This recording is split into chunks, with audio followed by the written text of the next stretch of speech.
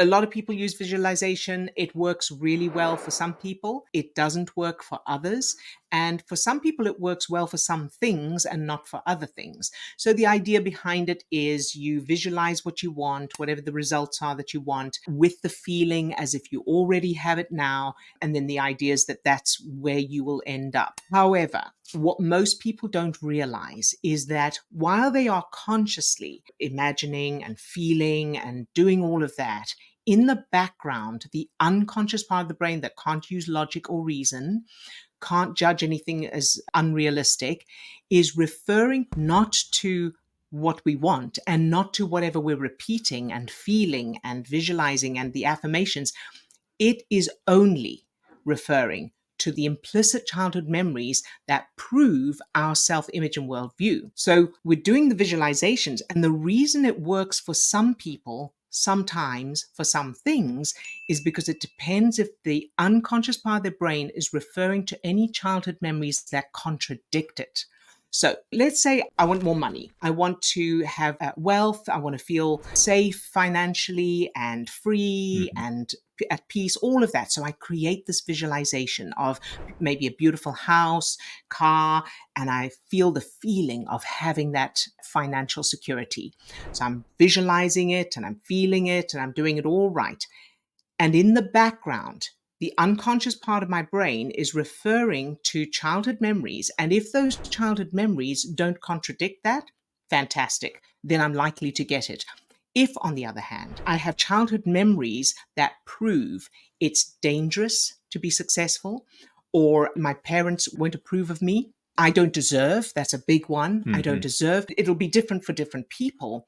Then the unconscious part of my brain is going to be keeping me in alignment with all of that, not with the visualization, because our childhood memories form unconscious self-image and worldview, and the brain is designed to keep us safe by keeping us in alignment with that, not with what we want or what we visualize.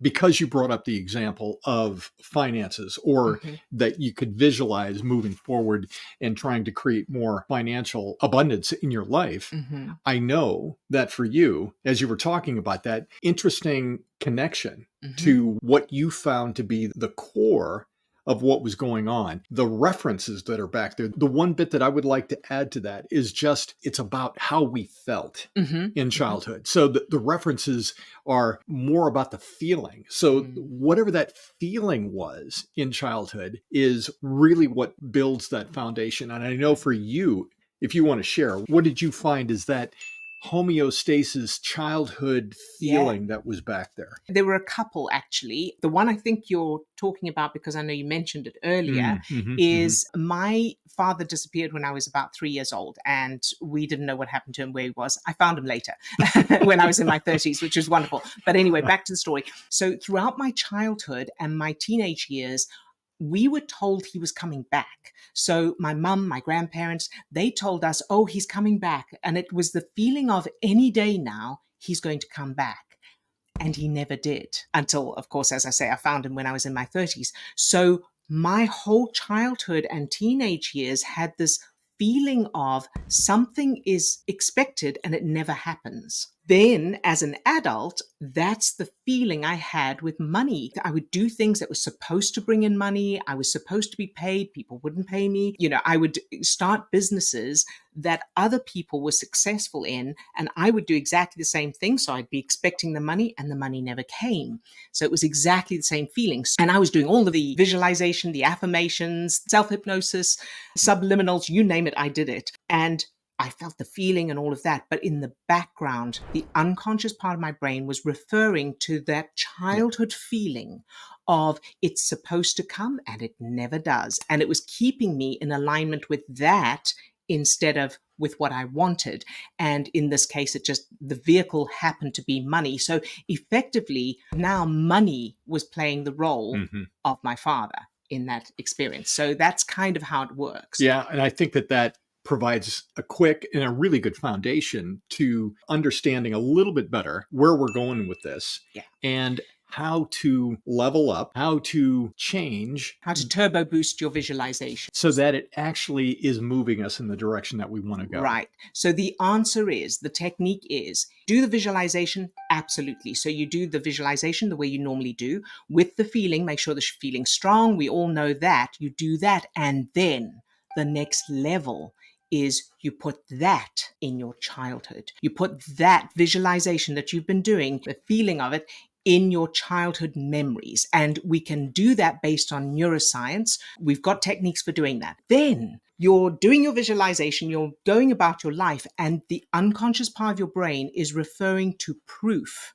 that this is who you are. Now it's all in alignment. What you consciously want is in alignment with the future that you're visualizing, and crucially, it's in alignment with your new childhood references. So your brain is keeping you in alignment with that. This is like the movie Back to the Future, where Marty McFly goes back to his past and he makes changes in his past that are affecting his present. Yeah.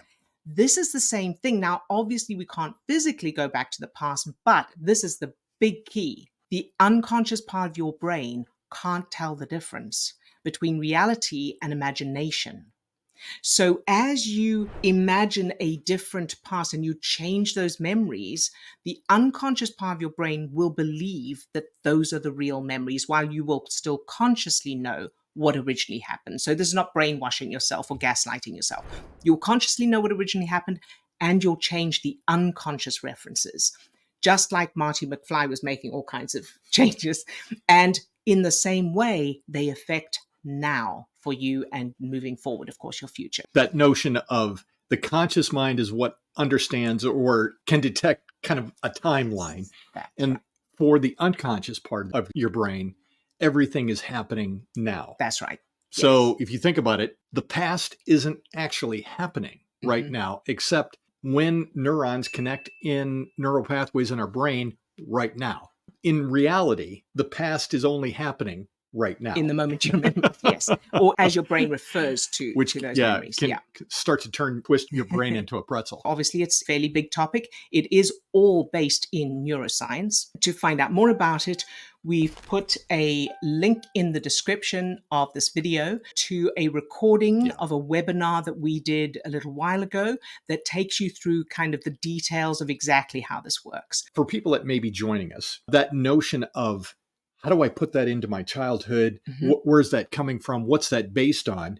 It sounds a little different, odd, or it might be even discounted. I mean, we do go into some of that in the webinar as well. Just very briefly, I mean, if you would like the neuroscience references, the best thing is put a comment of this video. Just say, I'd like the research or something like that. And I'll share with you some of the links to the science behind this, to the science behind the fact that everything we do now, our self-image, is based on our childhood memories, not our conscious thinking.